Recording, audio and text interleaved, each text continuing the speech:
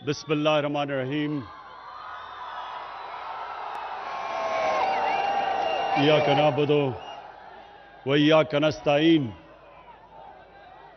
सबसे पहले मेरे भिंबर के शहरियों, अजीम कश्मीरियों,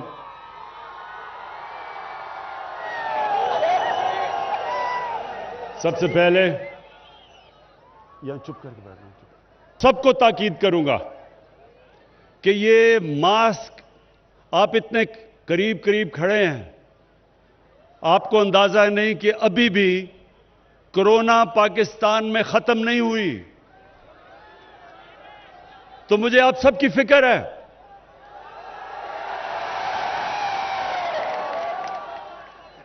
देखें, सिर्फ इससे पहनने से, ये मैं देख रहा हूं या ख्वातीन ने कईयों ने पहना हुआ है, मैं आपको खराज तहसीन पेश करता हूं।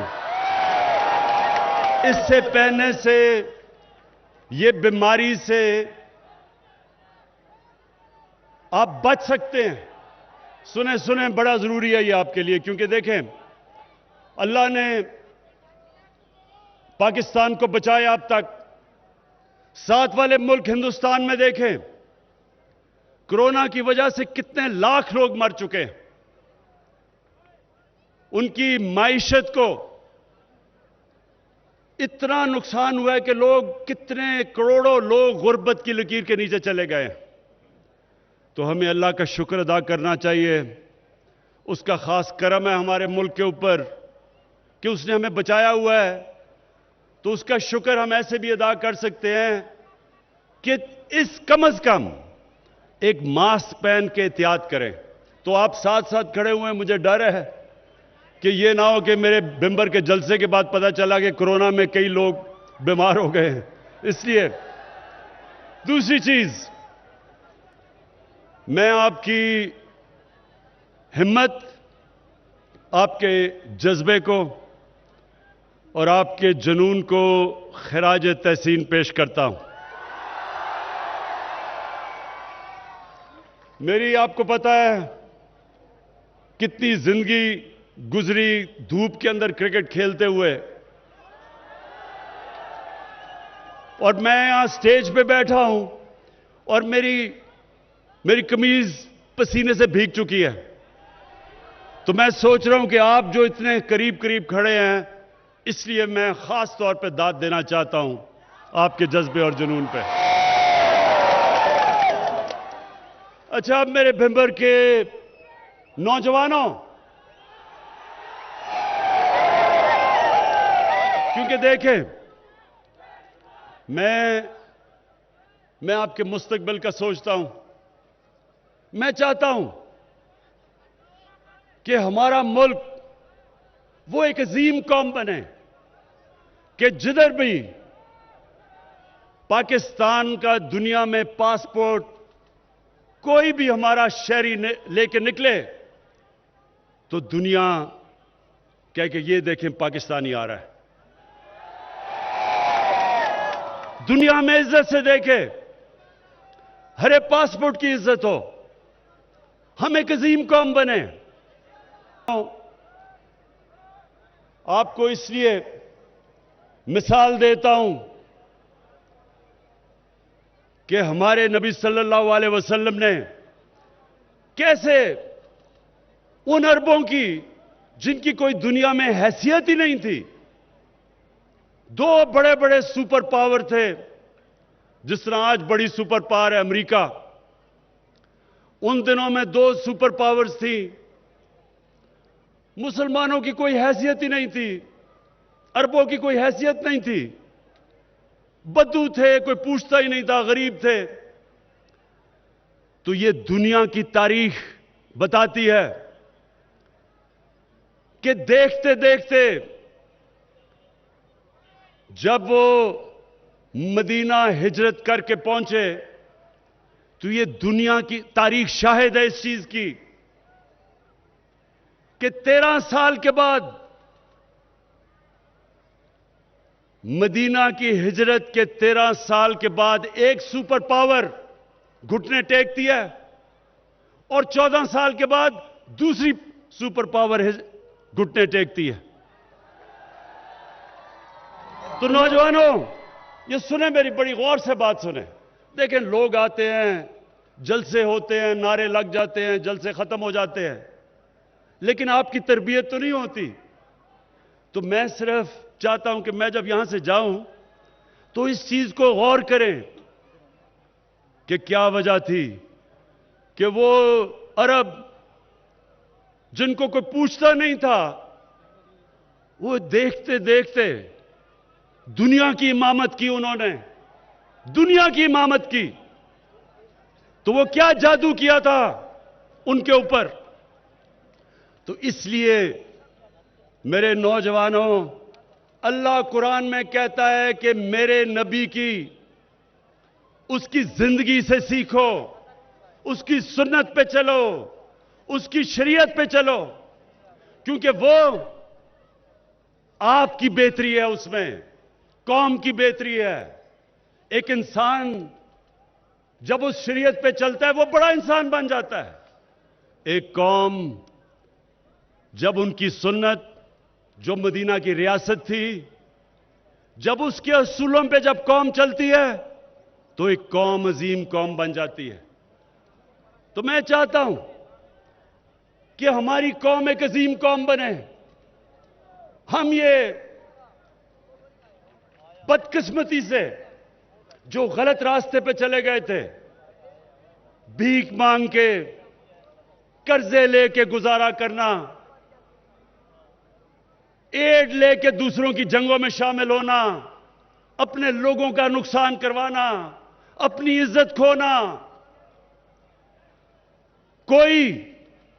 کوئی بھیک مانگنے والے کی اور قرضہ مانگنے والے کی عزت نہیں کرتا. آپ آزما کے دیکھ لیں نوجوانوں، آپ آزما کے دیکھ لیں. لوگوں سے تو دور کی بات ہے، اپنے ماں باپ سے ذرا پہلے دن پیسے مانگے، دوسرے دن قرضے مانگے، تو تیسرے دن دیکھنا ماں باپ آپ کی طرف کس نظر سے دیکھتے ہیں. بھائیوں سے آزما کے دیکھ لیں. دیکھیں یہ انسان کی فطرت ہے. اللہ سے جب آپ مانگتے ہیں وہ خوش ہوتا ہے، وہ آپ کو نوازتا ہے. انسانوں کے سامنے جو ہاتھ پھیلاتا ہے کوئی اس کی عزت نہیں کرتا، نہ اس ملک کی عزت کرتا ہے جو اپنے پیر پہ نہیں کھڑا ہوتا.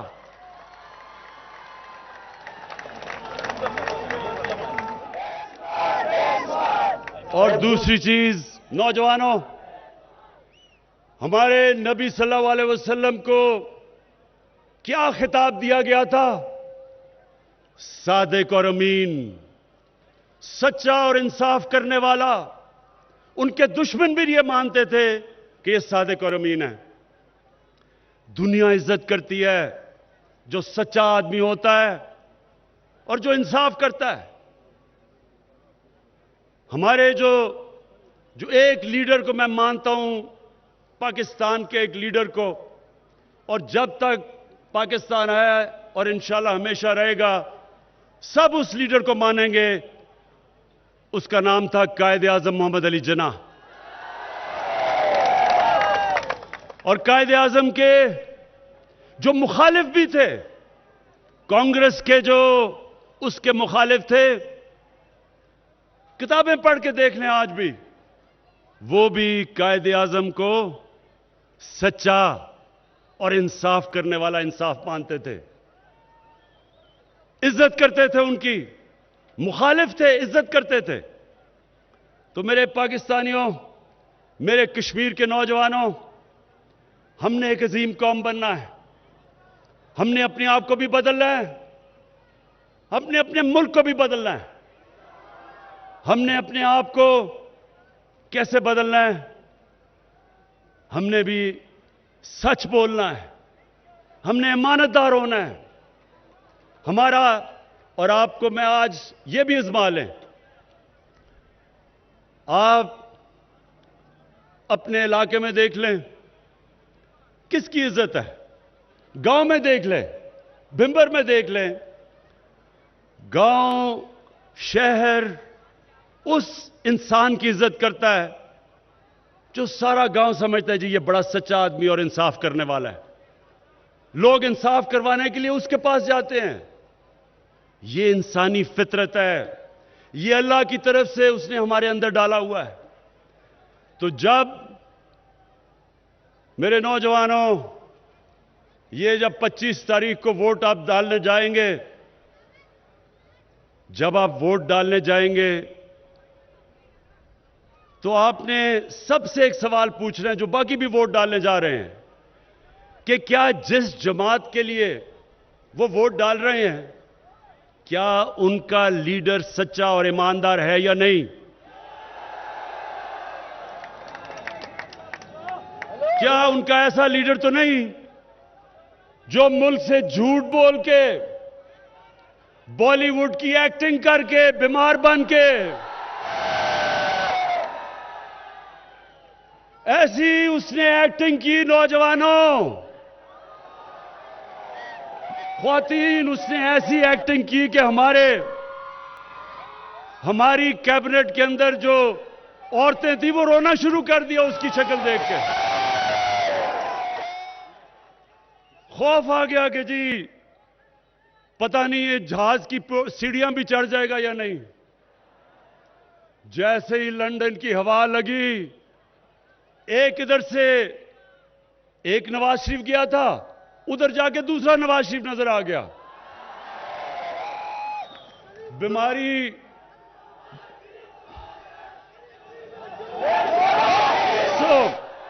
आपने सिर्फ एक चीज पूछनी है नौजवानों, एक चीज पूछनी है आपने। आप ये पूछें कि जब इस मुल्क की अदालतें आजाद हैं, आज पाकिस्तान की अदालतें आजाद हैं, इमरान खान कोई डंडों से सुप्रीम कोर्ट पे हमला नहीं करता। इमरान खान टेलीफोन उठा के किसी जज को टेलीफोन नहीं करता कि जी 3 साल नहीं 5 साल सजा दो। यहां अदालतें आज आजाद हैं। लाहौर हाई कोर्ट तहरीक इंसाफ नहीं कंट्रोल करती, आजाद है। तो मैं इनसे ये पूछना चाहता हूं कि अगर अदालतें आजाद हैं तो ये सारे बाहर क्यों भागे हुए हैं? डर किससे है? इनका मुंशी भी बाहर, इसाक डार, वो तो पहले ही भाग गया था, अभी हमारी हुकूमत ही नहीं आई तो बाहर भाग गया था। उसके बेटे भी बाहर, नवाज शरीफ के बेटे भी बाहर भाग गए, उसका शहबाज शरीफ का दामाद भी बाहर और बेटा भी बाहर भाग गया। भाई किससे डर रहे हो? अदालतें आजाद हैं। यहां तो तहरीक इंसाफ के मिनिस्टर्स को भी नहीं छोड़ा जाता। हमारे 2 मिनिस्टर्स को जेल में डाल दिया। तो अगर हम अदालतें या नैब कंट्रोल करते तो हम अपने वजीरों को तो ना जेल में डालते। इस मुल्क में अदालतें और इंसाफ का निजाम आज आजाद है। तो इसलिए सवाल पूछें नौजवानों, जब पोलिंग स्टेशन पे जाएं और जब आप देखें ना दूसरों को, तो उनसे पूछें कि क्या जिसकी पार्टी को आप वोट दे रहे हैं, क्या उनके लीडर सादिक और अमीन हैं या नहीं हैं? क्या वो सच्चे और ईमानदार है या नहीं?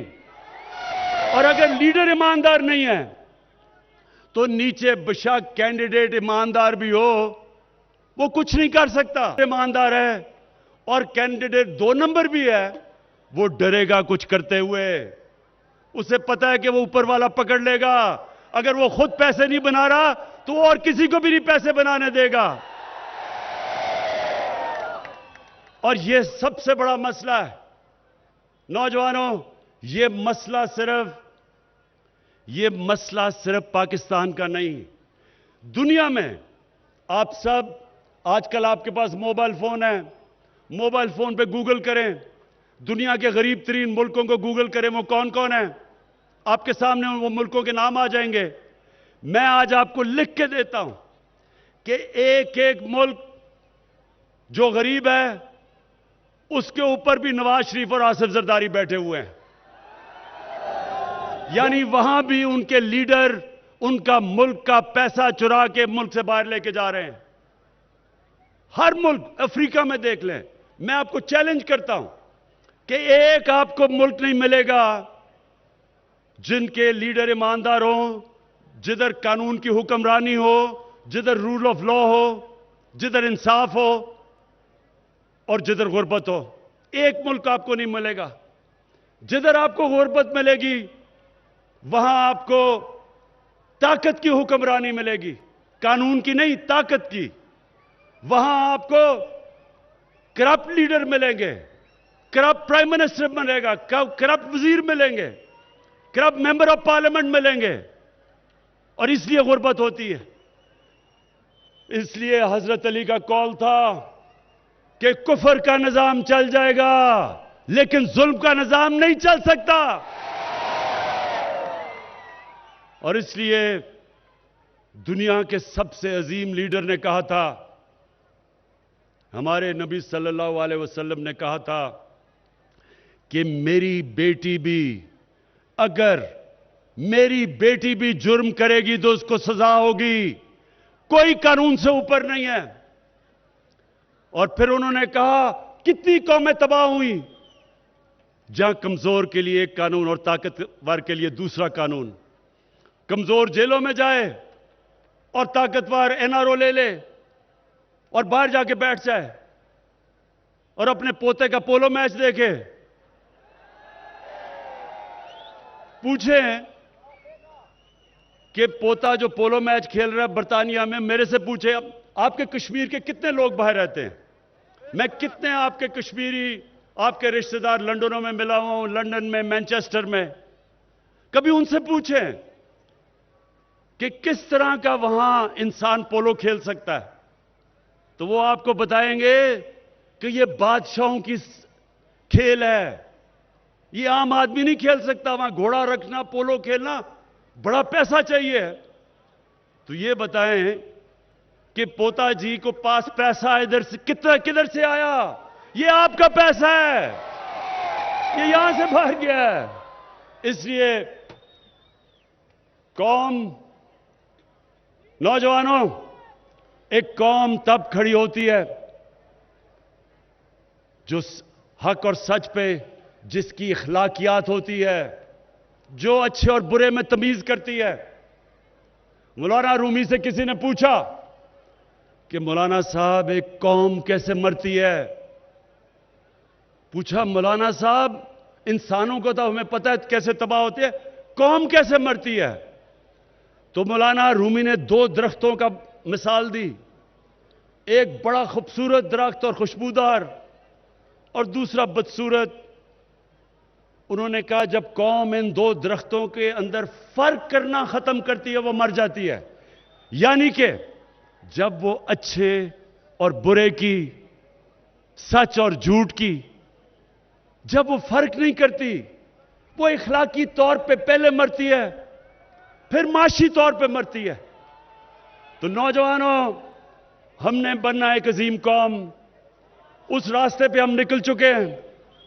جہاد ہے ہماری ظلم کے نظام کے خلاف، قانون کی حکمرانی کے لیے ہم جنگ لڑ رہے ہیں۔ جو پرانا نظام ہے، جو پرانے نظام کو مافیا بچانے کی کوشش کر رہے ہیں، ان سے ہم ہر روز جنگ لڑتے ہیں۔ اور آپ سب جانتے ہیں کہ اگر ایک چیز آپ کے کپتان کو کرنی آتی ہے وہ مقابلہ کرنا آتا ہے۔ انشاءاللہ آپ کی حمایت سے انشاءاللہ ان مافیوں کو میں شکست دے کے دکھاؤں گا، اور یہ ایک نیا پاکستان ہم لا کے دکھائیں گے، ایک عظیم قوم بن کے دکھائیں گے۔ اور کشمیر میں نے بڑی دعا کی اللہ سے، جب 5 اگست ہوا تو مجھے پتا تھا کہ بڑا ظلم کریں گے وہ کشمیر کے لوگوں کے اوپر، اور مجھے خوف تھا۔